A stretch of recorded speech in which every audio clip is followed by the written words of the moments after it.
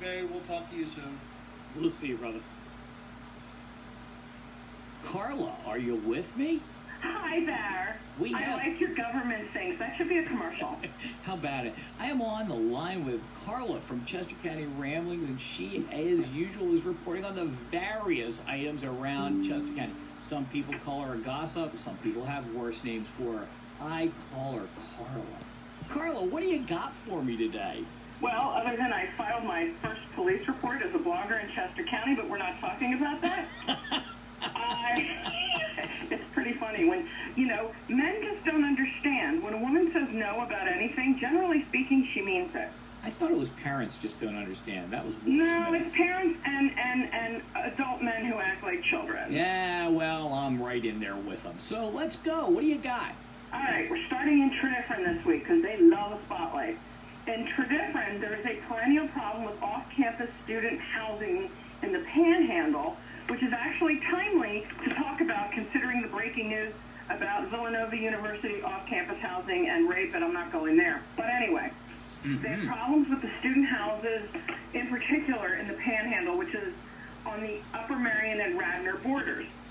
It's especially bad in the area of Mount Pleasant, which is part of Tredyffrin that is always ignored, and I'm just going to say it out loud. If it wasn't a historically important black neighborhood with tons of history, courtesy of people like the late, great Miss Maisie Hall, who was an educator, she was kind of cool, no one would ever pay attention to it. But then they don't pay attention to it to try to help it either, which I have a problem with any area of any municipality that's not the $1 Million Club. What's the location of Mount Pleasant in Tredyffrin? About where is it? It's like near St. David's Golf Club, so it's like, Upper Gulf Road, and then there's Mount Pleasant Avenue, and then the other problem areas go up towards like Old Eagle School, and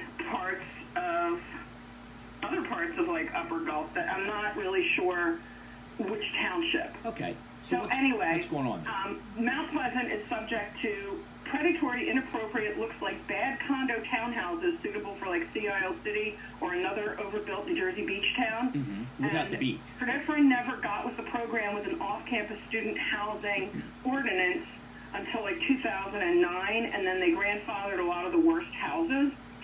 Anyway, last weekend, there were so many problems with these off-campus houses and their parties that you could listen. I did listen to the police radio playback thing, and it was Tredyffrin, Upper Marion, and Radnor responding.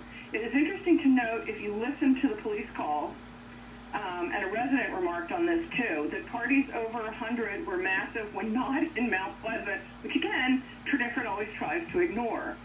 Off-campus housing is more stringent in Lower Marion and Radnor townships, and even Westchester Borough is more on the ball. Tredyffrin is still asleep at the wheel, and I just wonder about the supervisors.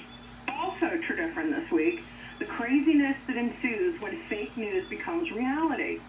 There's a building on Chestnut Road in Paoli, down from where Paoli Hardware Center used to be, and Baxter's, etc. is still an office building. New owners want to convert to apartments. 9 units by right, but 11 if they get like a zoning variance, I guess.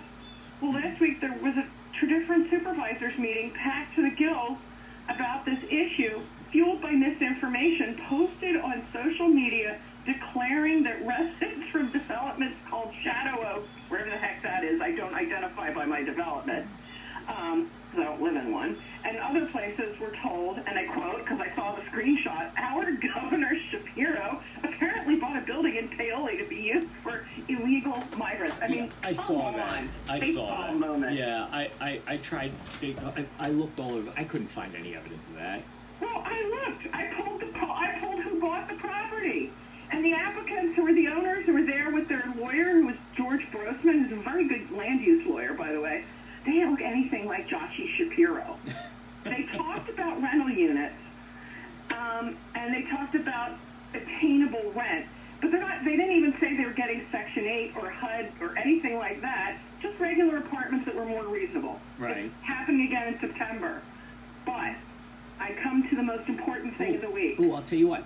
Hold that. We're going to grab a commercial. I hate to do this to you, but we're running up against the timeline here. So just hold that. We're going to jump to a commercial. We'll be back to you in just a couple minutes. Stay right there. It's Carla from Chester County Ramblings. We're going to do a couple commercials and be right back.